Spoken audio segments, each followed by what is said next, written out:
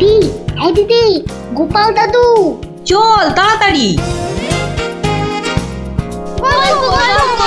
দেখো কাণ্ড, তোরা কোত্থেকে এসে জুটলি রে?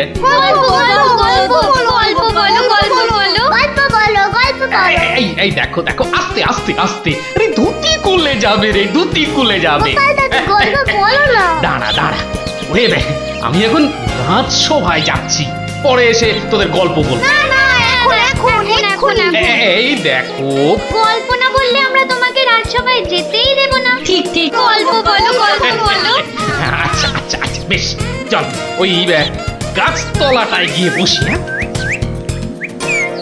আয় আয় আয়, নাও এবার শুরু করো। শোন তো, তোরা তো ওই মুর্শিদাবাদের নবাবের কথা শুনেছিস? হ্যাঁ, এক ভীষণ খামখেয়ালি লোক, বুঝলি। হঠাৎ হঠাৎ তার মাথায় অদ্ভুত সব খেয়াল চাপে, আর তার জন্য মাথা খারাপ হয়ে যায় আমাদের মহারাজ ওই কৃষ্ণচন্দ্র। তো সেবার হলো কি,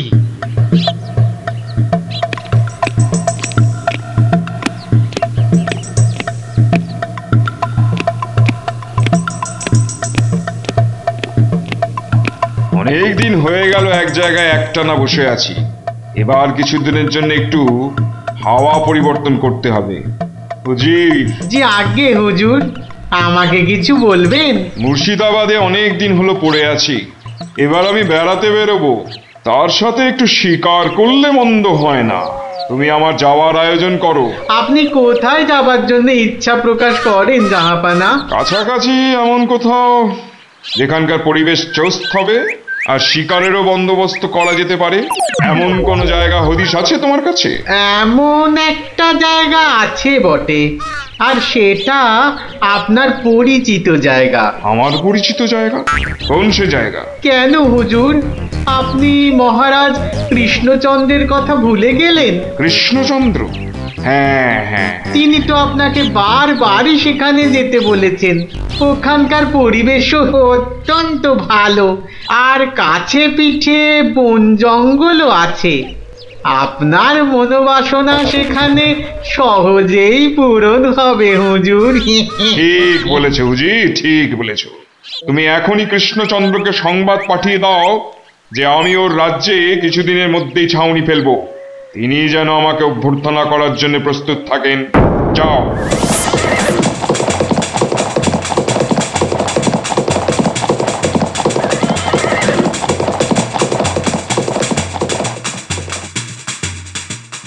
বন্ধুগণ, আজকে আমার কাছে একটা বড়ই গুরুত্বপূর্ণ খবর আছে। আর কয়েকদিনের মধ্যেই মুর্শিদাবাদের নবাব বায়ু পরিবর্তন করতে আমাদের রাজ্যে আসছেন। নবাব? মুর্শিদাবাদের নবাব? প্রচন্ড খেয়ালি মানুষ, কখন যে হঠাৎ করে কি চেয়ে বসবেন কিছুরই ঠিক নেই। আমাদের খুব সাবধানে ওনার যত্ন করতে হবে কিন্তু। হ্যাঁ, তাছাড়া উনি রাজসভায় আসবেন না, রাজধানীর উত্তর দিকে যে বিশাল অরণ্য আছে তার পাশে ছাউনি ফেলবেন, আর শিকারও করবেন। নবাবের আরাম বিরামের যাতে কোনো ত্রুটি না হয় সেজন্য আমরা সবাই সজাগ থাকব। আমি নিজে সব ব্যবস্থার তদারকি করব। আমোদ প্রমোদ, ভালো ভালো খাবার, সব কিছুর ব্যবস্থা রাখতে হবে। মহারাজ, খাবারের কথাই যখন উঠল তখন একটা কথা জিজ্ঞাসা না করে পারছি না। ওহ, আবার কি কথা? বলে ফেলো, বলে ফেলো। মহারাজ, নবাব সাধারণত গোমাংসই খুবই পছন্দ করেন, কিন্তু এটা তো হিন্দু রাজ্য, এখানে গোমাংস তো পাওয়াও যাবে না। কিন্তু নবাব যদি জেদ ধরেন। খুবই গুরুত্বপূর্ণ প্রশ্ন করেছো মন্ত্রী। সেক্ষেত্রে আমাদের নবাবকে উত্তম রূপে খাসি আর মোরগের মাংস খাইয়ে মন ভরাতে হবে। এছাড়া আর উপায় কি? হ্যাঁ, আর তাতেও উপায় না হলে হাতের কাছেই তো আছে আমাদের কৃষ্ণনগরের বিখ্যাত সরপুরিয়া রাজভোগ। এর সাথে আর গন্ধে নবাব গোমাংসের কথা ভুলেই যাবে। ঠিক বলেছো গোপাল, নবাবের এমন খাতিরদারি করতে হবে যাতে সাপও মরে আর লাঠিও না ভাঙে। তাহলে আপনারা এবার তৈরি হয়ে নিন, আজ থেকেই কাজে লেগে পড়ুন, আর একদম সময় নষ্ট নয়।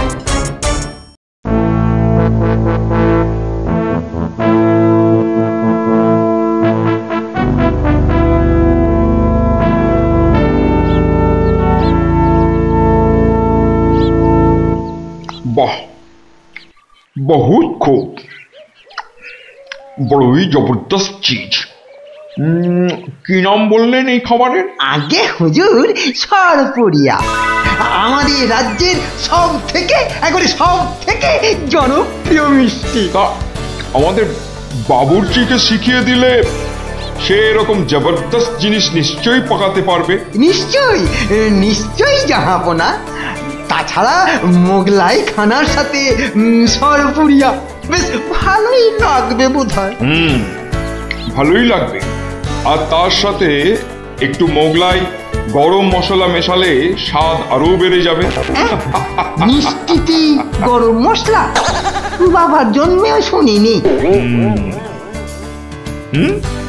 কিছু কি আপনি বলতে চাইছেন? না না না না না না, মানে আপনার ভাবনা খুবই ভালো হুজুর।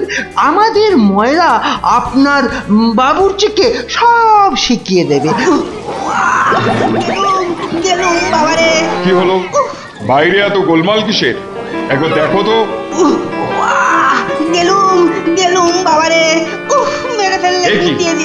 কি অবস্থা হয়েছে তোমার?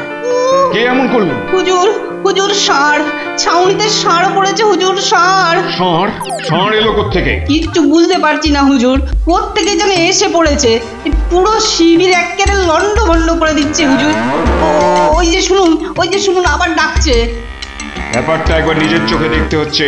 এই তোমরা সব চলো তো একবার দেখি। কোথায় সেই বেয়াদব? আজকে আমি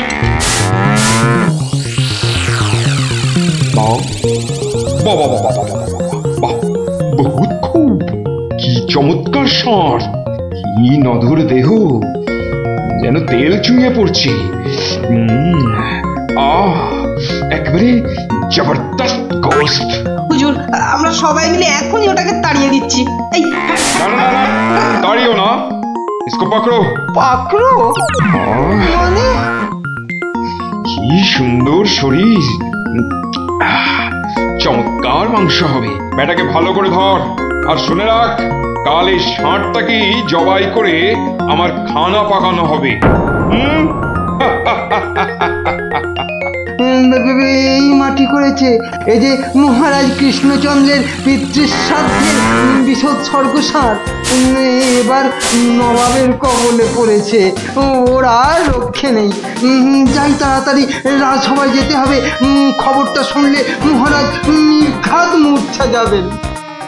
জাহাপনা, এবার আমাকে বিদায় দিন, রাজসভায় যেতে হবে, অনেক কাজ পড়ে আছে। হ্যাঁ, এবার আপনি আসুন। আর আগামীকাল আমি এখানে একটা বিরাট ভোজসভার আয়োজন করছি। কাল তাই আপনাদের মহারাজকে এখানে আসতে বলবেন। রাজাকে কাল আমি আদা দিয়ে ষাঁড়ের কোরমা খাওয়াবো, বুঝলেন? ঠিক আছে, সেলাম হুজুর। আদাব। হ্যাঁ, আদা দিয়ে কোরমা হবে কাল।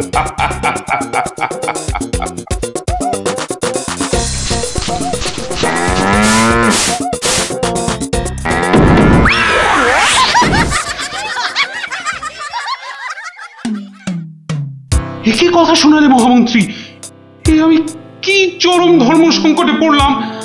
আমার পিতা শ্রাদ্ধে উৎসর্গ করে ষাঁড়টাকে ধর্মের নামে ছেড়ে দিয়েছিলাম। বৃষৎসর্গের বৃষ মারা পড়লে যে আমার পিতৃপুরুষ নরকে যাবে। কিন্তু নবাবের হাত থেকে ওকে উদ্ধার করার উপায়ই বা কি? নবাব যাকে খেতে চাইছেন তাকে ছিনিয়ে আনার চেষ্টা মানে তো রাজদ্রোহ বই তো কিছু নয়। তাই তো। ওরে বাবা, সর্বনাশ হয়ে গেল। হিন্দুর নগরে গো হত্যা হলো। আবার পিতৃপুরুষের নরকবাস হবে। কোনো উপায় নেই ঠেকাবার। যত সব বদমাইশ নবাব। আমাদের কি সর্বনাশ হলো! থামুন, বিপদের সময় একটা বুদ্ধি দেওয়ার নাম নেই। আবার নাকি কান্না কাঁদতে লেগেছে। সবাই সবাই একদম চুপ করে থাকবেন। আমাকে আমাকে একা ভাবতে দিন তো, দেখি দেখি কোনো শেষ রক্ষা করতে পারি কিনা। আগে মাফ করবেন মহারাজ, আমার উপর ভার দিলে আমি ষাঁড়টাকে নবাবের কবল থেকে খালাস করে আনতে পারি। কার সাথে টক্কর দিতে হবে বুঝতে পারছো? এ হলো স্বয়ং মুর্শিদাবাদের নবাব। আমার উপর ভরসা রাখুন মহারাজ, আমার জেদ তো আপনি ভালো করেই জানেন। তুমি বোধহয় নবাবকে ঠিকভাবে চেনো না। নবাবের মতো বদরাগী লোক রসিকতায় ভোলেন না।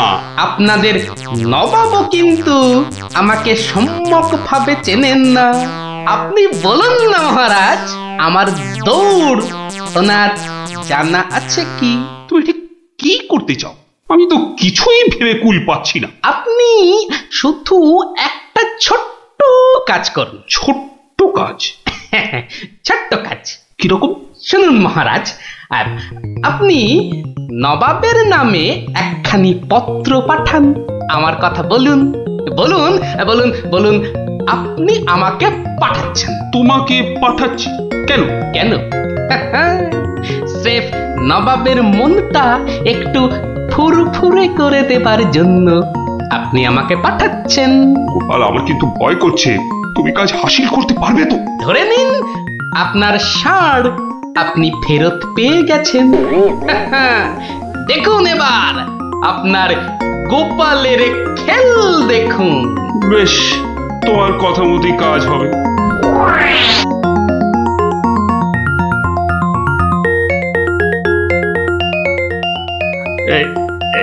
এই আমি চিঠি লিখে দিচ্ছি। প্রণাম মহারাজ, এই চললাম আমি ষাঁড় উদ্ধার অভিযানে।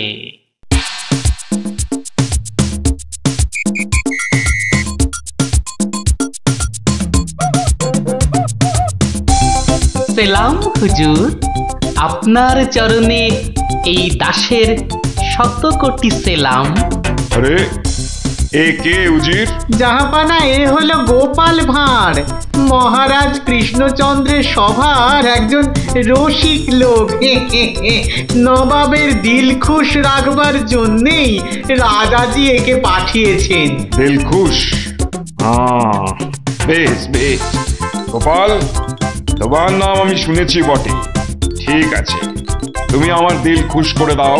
হ্যাঁ, মাফ করবেন জাহাপনা, আমি এসেছিলাম আপনার দিল খুশ করার জন্য, কিন্তু এখানে এসে আমার দিল নাখুশ হয়ে গেল হুজুর। কেন কেন কেন কেন? আমি একটা বিচ্ছিরি দৃশ্য দেখতে পেয়েছি এখানে। ইস, ছ্যা, ছ্যা, ছ্যা, ছ্যা, ছ্যা, ছ্যা, থু, থু, থু, থু, থু, থু। কি দৃশ্য তুমি দেখলে যে এত নফরত? হুজুর, ওই নোংরা ষাঁড়টা কেন আপনার পবিত্র শিবিরে বেঁধে রেখেছেন জাহাপনা? নোংরা বলছো কেন? বেশ তাগড়াই আছে, ভালো গোস্ত হবে। হ্যাঁ হুজুর, খেয়ে ফেলুন, খেয়ে ফেলুন, যত তাড়াতাড়ি পারেন ষাঁড়টাকে খেয়ে ফেলুন। তুমি হিন্দু হয়ে ষাঁড় খাওয়ার কথা বলছো? হুজুর, ওই ষাঁড়টা বড়ই নোংরা। ও যা উৎপাত করে, গোটা দেশের লোক ওর জ্বালায় একেবারে অস্থির হয়ে যায় হুজুর। কে উৎপাত করে? গুটিয়ে দেয়? না হুজুর, তাহলে তো ল্যাটা চুকেই যেত। কিন্তু ওই ষাঁড় যা করে, এই ও আমি মুখে আনতে পারবো না হুজুর। রামো রামো ওয়াক ওয়াক, থু থু থু। আরে বলেই ফেলো না, কি কাজ করে? কি আর বলবো জাহাপনা, ওর জ্বালায় মাঠে কারোর বড় বাইরে করার উপায় নেই। কেন কেন কেন? কেন বলবো? বলেই ফেলি। হ্যাঁ, মানে ও মল ভিন্ন, মানে ওই ওই নোংরা ভিন্ন আর কি, আর কিছুই খায় না। মানে ওই গু খেকো ষাঁড়। গু খেকো ষাঁড়? হুজুর, ষাঁড়টা ওই গুয়ের লোভেই মাঠে মাঠে ঘোরে। কোনো লোককে মাঠে বসতে দেখলেই হলো তাকে গুটিয়ে একেবারে তুলে দিয়ে তার ময়লাটা খেয়ে ফেলে। ছি ছি ছি, ছ্যা, ছ্যা, ছ্যা, ছ্যা, ছ্যা, ছ্যা। হ্যাঁ জাহাপনা, ওকে আপনি ওই যত তাড়াতাড়ি খেয়ে ফেলুন। হ্যাঁ, ওকে আপনি যত তাড়াতাড়ি খাবেন ততই আমাদের মঙ্গল। এই, দেশের লোক নিশ্চিন্ত হয়ে মাঠে বসুক। তবা তবা তবা তবা, এই ষাঁড়ের মাংস আমি খেতে চেয়েছিলাম। আপনি কি অসুস্থ বোধ করছেন জাহাপনা? না না না না না, মানে ঠিক আছে ঠিক আছে। এই এই এই ষাঁড়টাকে এক্ষুনি বিদায় কর। হুজুর, ষাঁড়টার শরীর স্বাস্থ্য ভালোই, বেশ এই উপাদেয় মাংস হতো হুজুর। না হয় একটু ওই মলি খায় আর কি। না না না না, ওকে দূর করো দূর করো। আর উজি, এক্ষুনি আমার মুর্শিদাবাদ ফেরার ব্যবস্থা করো, এক্ষুনি এক্ষুনি। জো হুকুম জাহাপানা। হুজুরের যেমন মরছি। আমি আসছি হুজুর, আদাব। হাট হাট, ওর দড়ি খুলে দে, যা যা যা যা।